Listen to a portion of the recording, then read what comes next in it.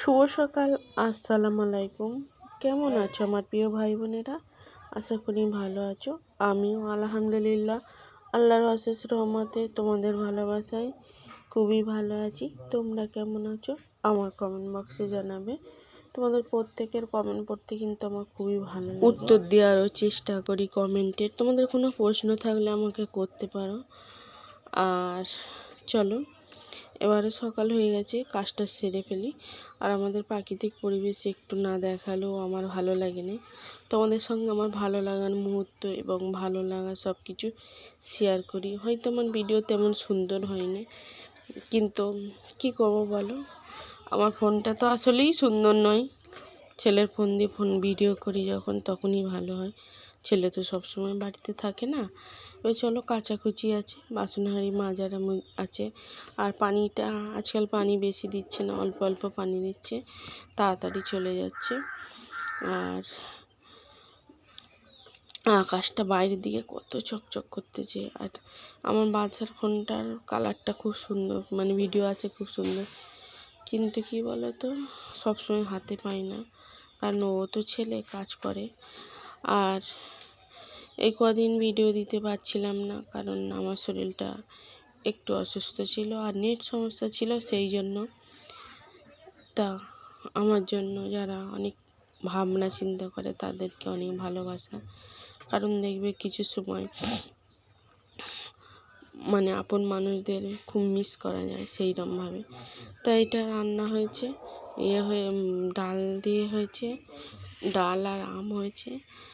আর হয়েছে মাংস একটুখানি মাংস 300 নিয়েছিলাম, সেটি একটু ঝোল মতো করেছি।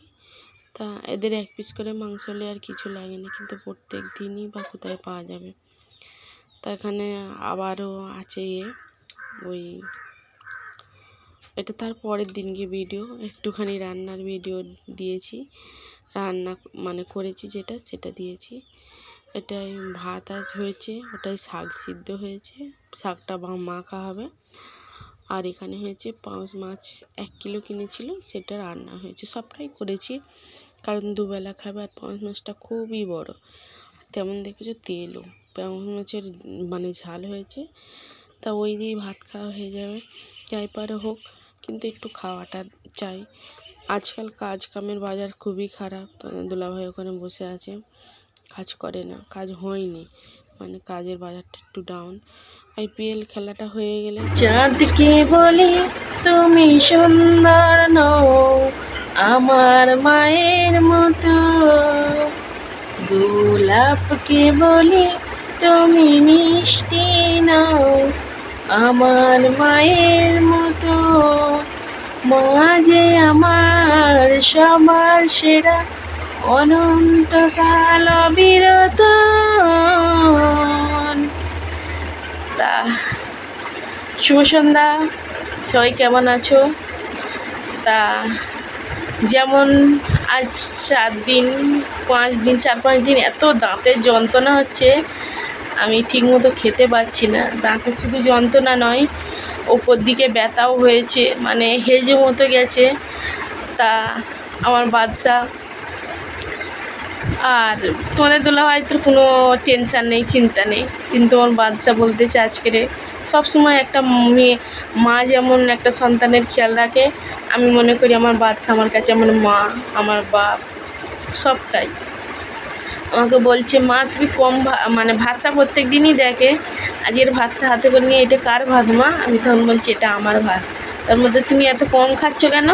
তোমার কি হয়েছে? তোমার গালের ব্যথা এখনও কমে নে, চলো তোমাকে ডাক্তারখানায় নিয়ে যাই। তখন বললাম না বাবা, আমার ব্যথা কমেছে, একটু কমেছে, তা আমার গালে হেজে গেছে বলে ওই জন্য খেতে পারি না। এখন ঠান্ডা গরম তো, তা ওই জন্য মায়ের বিকল্প হয় না। তা আমার ছেলেকে আমি মনে করি ওইটা আমার মা, ওইটা আমার বাপ। মা চলে গেছে আমাকে ছেড়ে, আমার বাচ্চাকে রেখে রেখে দিয়ে গেছে আমার মায়ের জায়গা পূরণ করার জন্য। মায়ের বিকল্প কোনো দিন হয় না। আমার মুরগি দেখো, একটা মুরগি মারা গেছে, আর একটা মুরগি।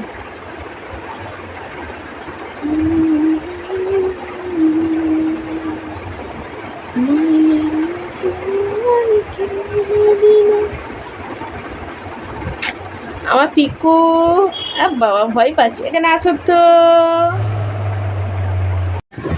তা ভিডিওটা শেষ করবো বলে শেষ করা হয়নি। তা ভিডিওটা শেষ করতে এসে সামনে চলে এসেছি। কিছু মানুষের প্রশ্ন, মানুষ মানে কৌতূহল আর কৌতূহল মানে মানুষ। তা সেই জন্য কিছু কৌতূহল মানুষদের জন্য এই প্রশ্ন উত্তরটা। কিছু কেন, আমার বাড়ির মানুষরাও আমাকে সেই প্রশ্নটা প্রায় করে। তা আজ অনেক দিন হয়ে গেল আমার মেয়ে বাপের বাড়ি এসেছে, তার মায়ের কাছে, গর্ভধারিণী মা, জন্মদাত্রী মার কাছে এসেছে। তা মায়ের বিকল্প হয় না, মা ছাড়া এই দুনিয়ায় কেউ কারণ নয়। যেই যতই বলুক আমি মা হব, কি আমি মাসি হব, কি আমি যাই হই না কেন, কিন্তু মায়ের মতো কেউ হবে না। সে আমি বা কেন আর যেই হোক, মা জনম দুঃখিনী মার মতো কেউ হবে না। আর সে তার এসেছে জনম দুঃখিনী মার কাছে, মানে যে জন্ম দিয়েছে, 10 মাস 10 দিন গর্ভে ধরে তাকে পৃথিবীর আলো দেখিয়েছে, বা সেই মা প্রথম মা হওয়ার স্বাদ নিয়েছে আমার ঋতুর কাছ থেকে।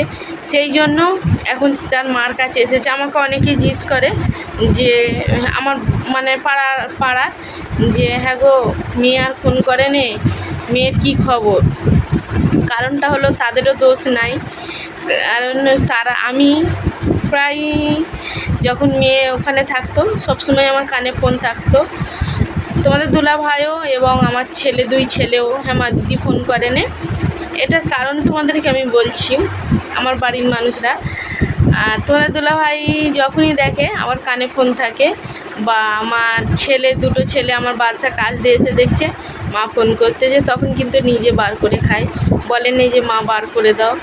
আর এখন দেখতে পাচ্ছে মা অগাধ সময় মায়ের, সেই জন্যই জিজ্ঞেস করে হয়তো মা দিদি ফোন করে নে।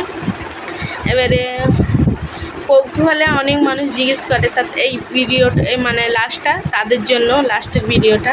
এখন তার মার কাছে এসেছে, এখন মাকে সময় দিক।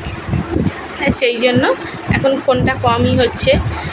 হ্যাঁ, আমার ফোনে রিচার্জ থাকলে হয়তো আমি ফোন করি, কিন্তু আমার ফোনে রিচার্জ নেই।